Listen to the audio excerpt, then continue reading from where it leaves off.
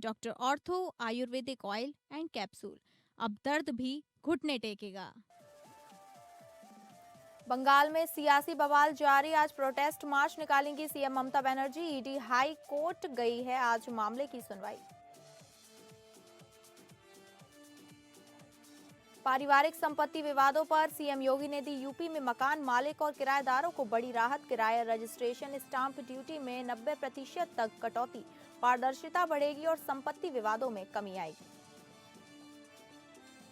अंकिता हत्याकांड पर धामी सरकार का आश्वासन। कहा, अंकिता के माता पिता की बातों पर सरकार जल्द लेगी निर्णय। कानूनी पहलुओं पर विचार हो रहा है। तेल टैंकर जब्त मामले में रूस अमेरिका आए आमने सामने। रूस ने दी अमेरिका को परमाणु युद्ध की धमकी। अमेरिका मैक्सिको में भी करेगा जमीनी कार्रवाई। ईरान में भी कर सकता है हस्तक्षेप।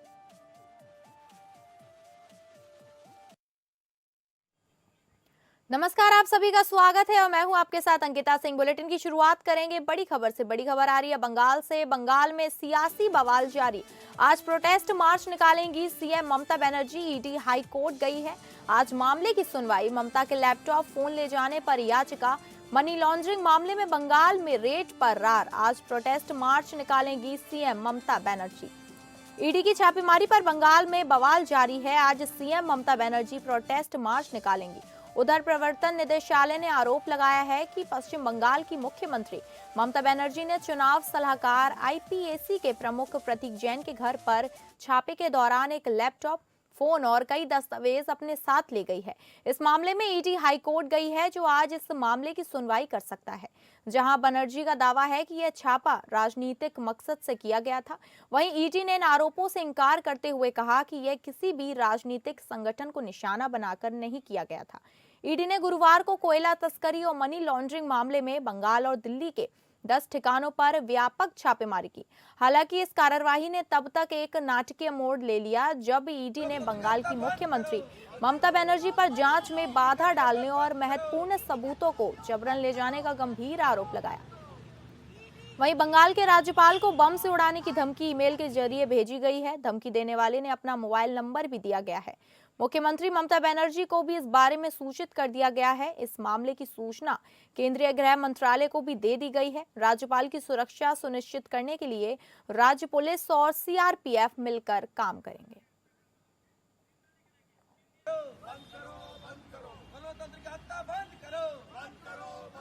आपको बता दें, सीएम ममता बनर्जी आज मार्च निकालेंगी। वहीं प्रवर्तन निदेशालय ने आरोप लगाया है कि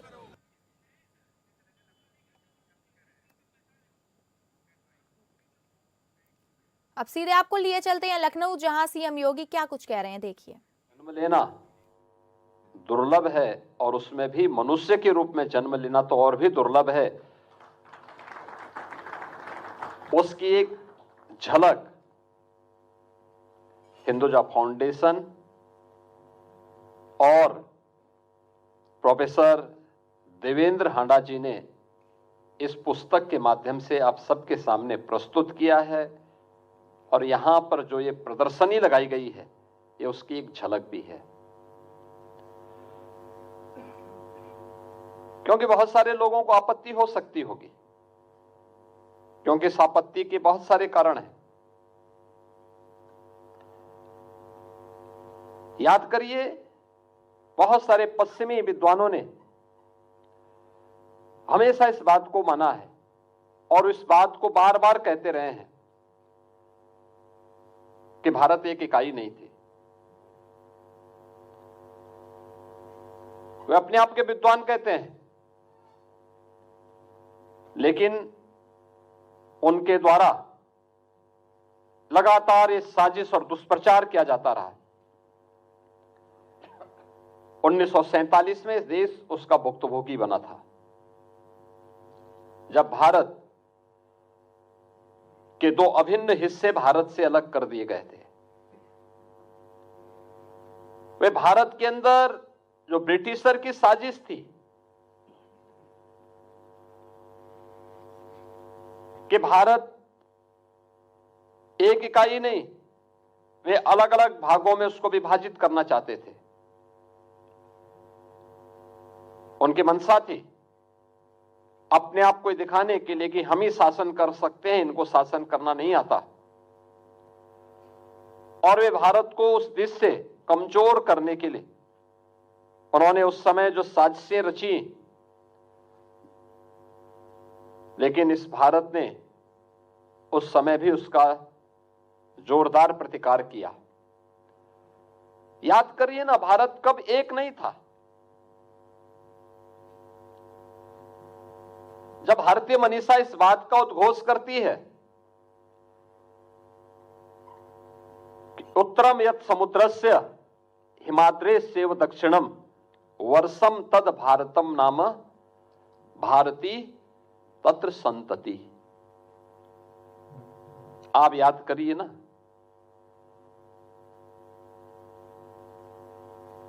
यह जो श्लोक है यह ब्रिटिशर ने भी नहीं दिया है और इस्लाम ने भी नहीं दिया है। और अगली बड़ी खबर का रुख करेंगे। रूस और अमेरिका के बीच एक बार फिर टकराव की आहट तेज हो गई है। उत्तर अटलांटिका महासागर में अमेरिकी सेना द्वारा रूसी ध्वज वाले तेल टैंकर को जब्त किए जाने के बाद रूस की ओर से बेहद आक्रामक प्रतिक्रिया सामने आई है। रूस के एक वरिष्ठ सांसद ने न सिर्फ अमेरिकी कार्यवाही को समुद्री डकैती करार दिया, बल्कि जवाब में अमेरिकी जहाजों पर हमले और यहां तक कि परमाणु हथियारों के इस्तेमाल तक की चेतावनी दे दी। मामला 7 जनवरी का बताया जा रहा है, जब अमेरिकी तटरक्षक बल ने रूसी ध्वज वाले एक तेल टैंकर को उत्तरी अटलांटिक महासागर में जब्त कर लिया। वहीं अमेरिका ने मेक्सिको में जमीनी कार्यवाही शुरू करने की बात कही है। राष्ट्रपति डोनाल्ड ट्रंप ने अपने social media platform truth social पर एक पोस्ट में लिखा, हम अब ड्रग तस्करों के खिलाफ जमीनी कार्यवाही शुरू करने जा रहे हैं। मेक्सिको पर ड्रग तस्करों का राज है। उस देश की हालत देखकर बहुत दुख होता है, लेकिन ड्रग तस्करों का राज है और वे हर साल हमारे देश में 3 लाख लोगों की जान ले रहे हैं। ईरान की आग में घी डाल रहे हैं ट्रंप। सबसे बड़े बागी ने भी किया अमेरिका का धन्यवाद। बाकी देशों से भी दखल की अपील। ईरान में आर्थिक संकट पर शुरू हुए विरोध प्रदर्शन अब देश भर में तेज हो गए हैं। गुरुवार को प्रदर्शनकारियों ने सरकार के खिलाफ बड़ा विरोध किया, जिसके बाद इंटरनेट सेवाएं बंद कर दी गई। अमेरिका के राष्ट्रपति ट्रंप ने ईरान को चेतावनी दी है, जबकि निर्वासित युवराज रजा पहलवी ने ट्रंप के बयान की सराहना की और विश्व से समर्थन मांगा है।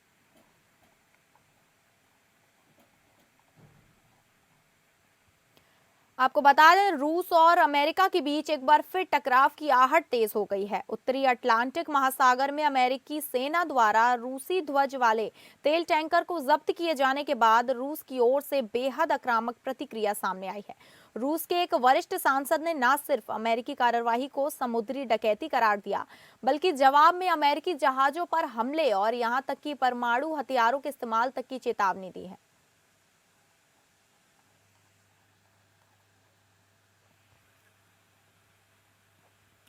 और अगली बड़ी खबर का रुख करेंगे, जहां पारिवारिक संपत्ति विवादों पर सीएम योगी ने दी राहत।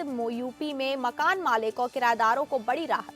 किराया रजिस्ट्रेशन स्टाम्प ड्यूटी में 90% तक कटौती, पारदर्शिता बढ़ेगी और संपत्ति विवादों में कमी आएगी।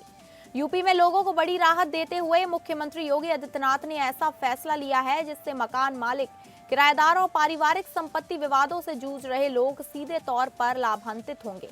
योगी सरकार ने किराया रजिस्ट्रेशन और पैतृक संपत्ति के बंटवारे से जुड़े नियमों को न सिर्फ सरल बनाया, बल्कि उन्हें बेहद सस्ता भी कर दिया है।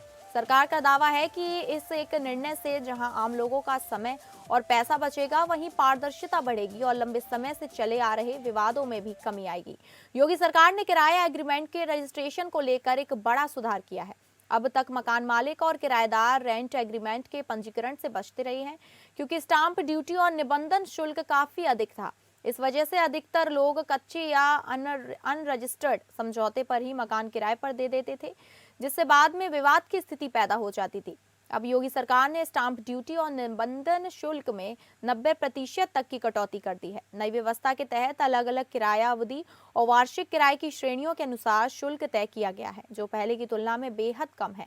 इससे अब आम नागरिक भी बिना किसी झिझक के अपना रेंट एग्रीमेंट पंजीकृत करा सकेंगे।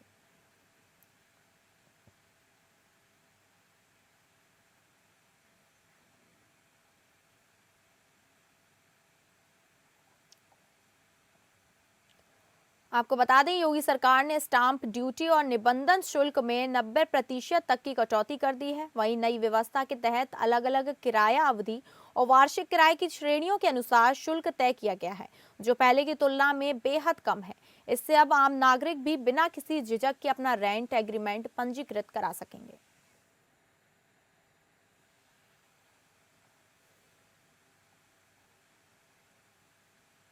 वहीं सरकार का दावा है कि अब इस एक निर्णय से जहां आम लोगों का समय और पैसा बचेगा, वहीं पारदर्शिता बढ़ेगी और लंबे समय से चले आ रहे विवादों में भी कमी आएगी। योगी सरकार ने किराया एग्रीमेंट के रजिस्ट्रेशन को लेकर एक बड़ा सुधार किया है। आपको बता दें, अब तक मकान मालिक और किराएदार रेंट एग्रीमेंट पंजीकरण से बचते हैं, क्योंकि स्टाम्प ड्यूटी और निबंधन शुल्क काफी अधिक था।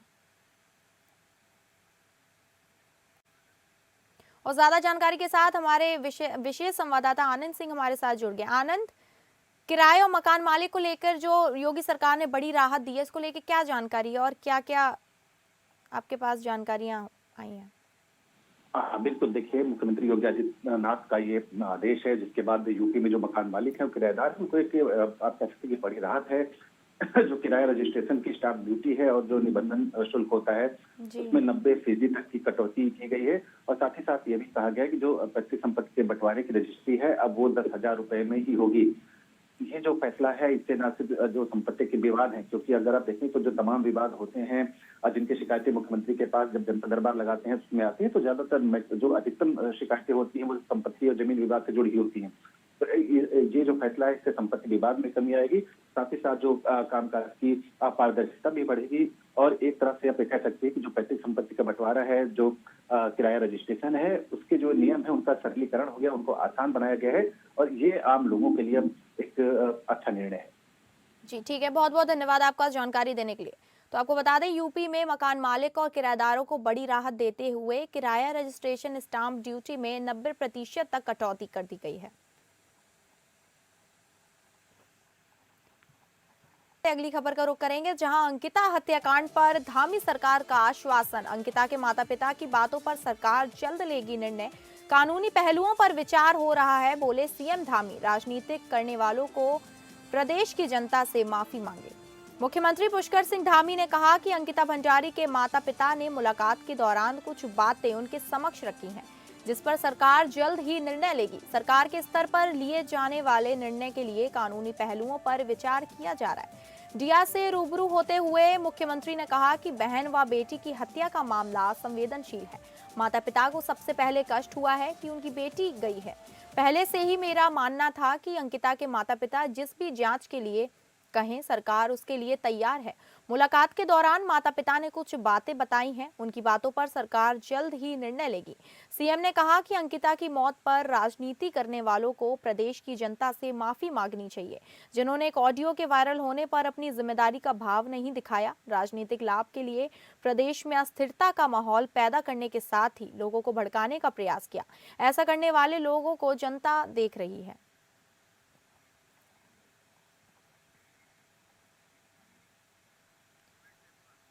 और ज्यादा जानकारी के साथ हमारे संवाददाता योगेश सिंह सेमवाल हमारे साथ जुड़ गए हैं। योगेश, धामी ने आश्वासन तो दे दिया है अंकिता के माता पिता को, मगर इसके बाद सरकार अपना क्या आगे का कदम उठाती है अंकिता को इंसाफ दिलाने के लिए? बिल्कुल, आपको बताना चाहेंगे कि जिस तरह से अंकिता भंडारी को लेकर लगातार चर्चाएं चल रही हैं और कुछ दिन पहले मुख्यमंत्री पुष्कर सिंह धामी ने एक प्रेस कॉन्फ्रेंस की थी।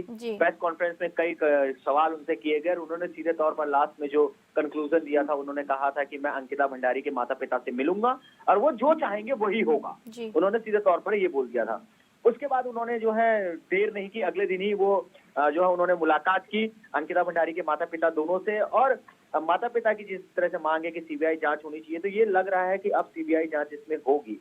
यानी कि लगभग ये टाइम आना जा रहा है कि हो, वैसे भी कोर्ट भी कह चुका है और किसी भी समय हो सकता है कि मुख्यमंत्री पुष्कर सिंह धामी भी जो है वो सीबीआई जांच की बात कह दे कि हाँ, हम सीबीआई जांच इस मामले में करा रहे हैं। यानी कि जिस तरह से मुख्यमंत्री कह रहे हैं कि हम किसी को बख्शने वाले नहीं है, वो चीज नजर भी आएगी अगर वो सीबीआई जांच कराते हैं। वैसे अभी तक भी सरकार जो कुछ कर रही है उसमें ये कहा जा सकता है कि मुख्यमंत्री के निर्देशों पे जो भी हो रहा है वो इस तरह से हो रहा है कि उसे हम ये नहीं कह सकते कि वो कुछ ठीक से नहीं हो रहा है, यानी सब कुछ सही हो रहा है ये कह सकते हैं।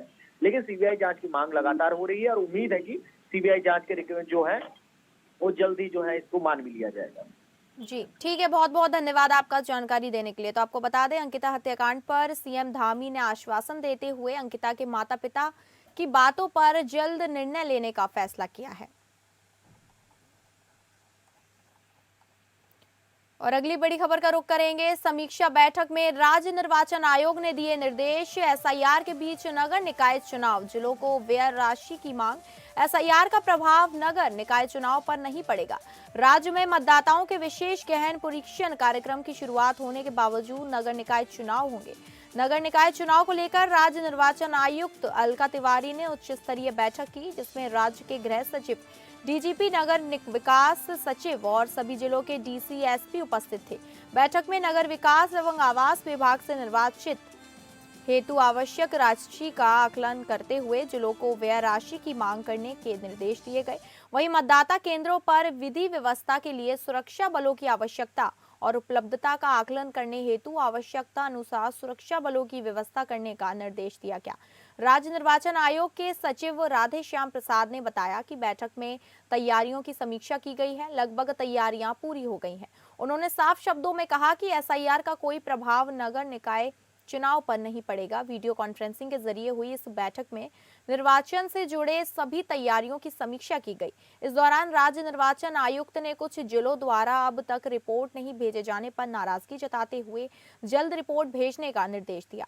बैठक में गोड्डा, दुमका और सरायकेला खरसावा से मतपेटिका की आवश्यकता, उपलब्धता और मरम्मत से संबंधित तैयारी की रिपोर्ट और अप्राप्त होने पर नाराजगी जताई गई।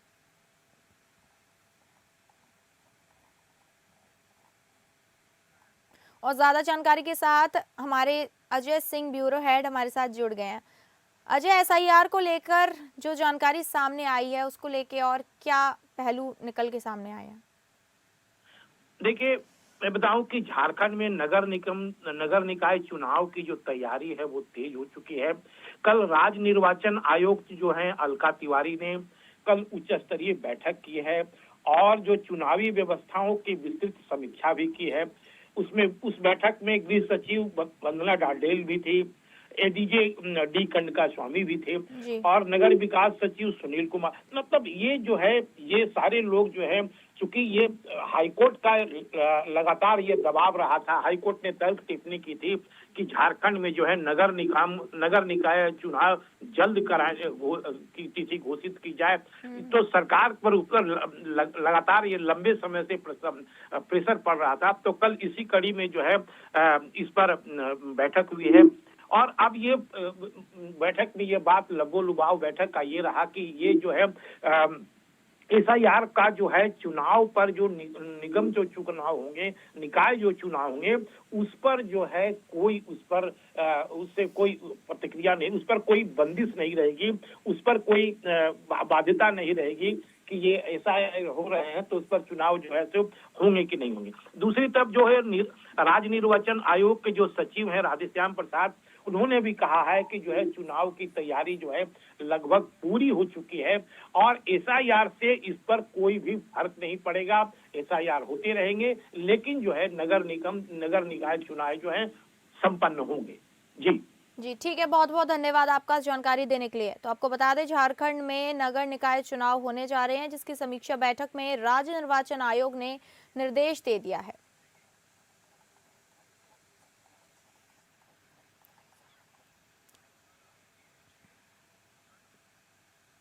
और अगली बड़ी खबर का रुख करेंगे, जहां लालू परिवार के खिलाफ आरोप होंगे तय। कथित जमीन के बदले नौकरी घोटाला, आज राउज एवेन्यू कोर्ट अहम फैसला सुनाएगा। लालू, राबड़ी देवी, तेजस्वी, तेज प्रताप, मीसा भारती हैं आरोपी। जमीन के बदले नौकरी घोटाले से जुड़े सीबीआई मामले में लालू परिवार और अन्य के खिलाफ आरोप तय करने को लेकर आज राउज एवेन्यू कोर्ट अहम फैसला सुनाएगा। कोर्ट आज लालू यादव, उनकी पत्नी राबड़ी यादव, दोनों बेटे तेजस्वी और तेज प्रताप यादव और बेटी मीसा भारती हेमा यादव के खिलाफ आरोप तय करने को लेकर फैसला सुनाएगा। कल लालू परिवार के इन सदस्यों समेत 98 आरोपियों की कोर्ट में पेश होना है, जिससे पहले केंद्रीय जांच ब्यूरो ने अदालत में एक सत्यापन रिपोर्ट दाखिल कर बताया था कि चार्जशीट में नामित 103 आरोपियों में से 5 की मौत हो चुकी है। सीबीआई ने इस मामले में लालू यादव, उनकी पत्नी और बिहार की पूर्व मुख्यमंत्री राबड़ी देवी, उनके बेटे तेजस्वी यादव समेत अन्य आरोपियों के खिलाफ चार्जशीट दाखिल की है।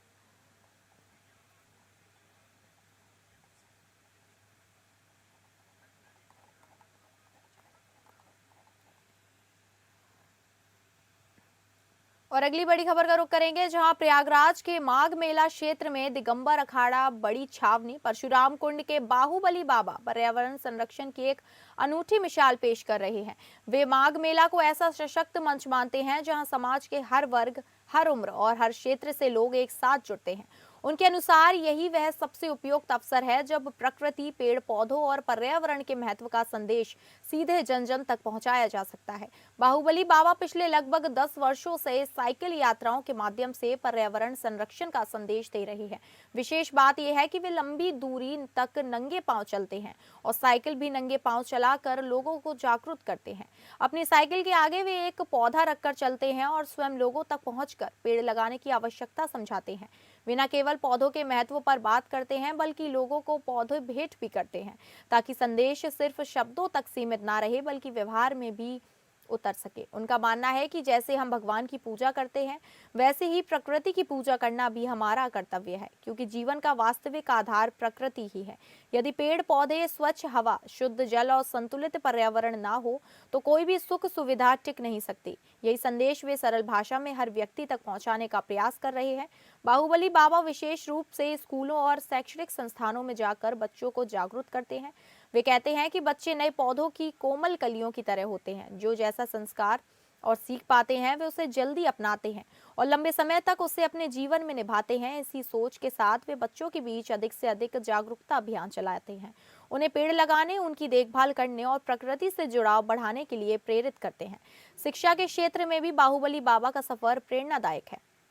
वे एक सभ्य और शिक्षित परिवार से ताल्लुक रखते हैं, ग्रेजुएशन कर चुके हैं, मास कम्युनिकेशन के क्षेत्र में कार्य अनुभव हासिल कर चुके हैं और पीएचडी भी कर रहे थे। लेकिन इसके बावजूद उन्होंने आरामदायक जीवन, करियर, सांसारिक और सुख सुविधाओं को पीछे छोड़कर समाज और प्रकृति की सेवा के पथ को चुना। उन्होंने अपना जीवन पर्यावरण संरक्षण और जन जागरण के लिए समर्पित कर दिया। माघ मेला जैसे विशाल धार्मिक और सामाजिक आयोजन में बाहुबली बाबा की ये पहल लोगों को न केवल सोचने पर मजबूर कर रही है, बल्कि उन्हें पर्यावरण संरक्षण की दिशा में ठोस कदम उठाने के लिए प्रेरित भी कर रही है। उनकी सादगी, समर्पण और संदेश की स्पष्टता लोगों के हृदय को छू रही है। इस तरह बाहुबली बाबा न सिर्फ माघ मेला क्षेत्र में बल्कि पूरे समाज के लिए पर्यावरण जागरूकता की एक जीवंत और अनूठी मिसाल बन चुके हैं।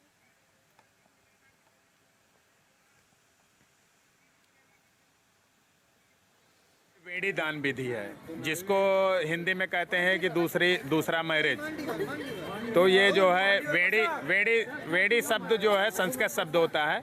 भगवान श्री कृष्ण ने अपनी पत्नी रुक्मणी के साथ में प्रयाग में केस कटता है, केस का दान किया था, तभी से ये प्रथा चलती चली आ रही है। ये आप जो देख रहे हैं, ये दूसरा विवाह नहीं है, इसको वेणी दान बोलते हैं।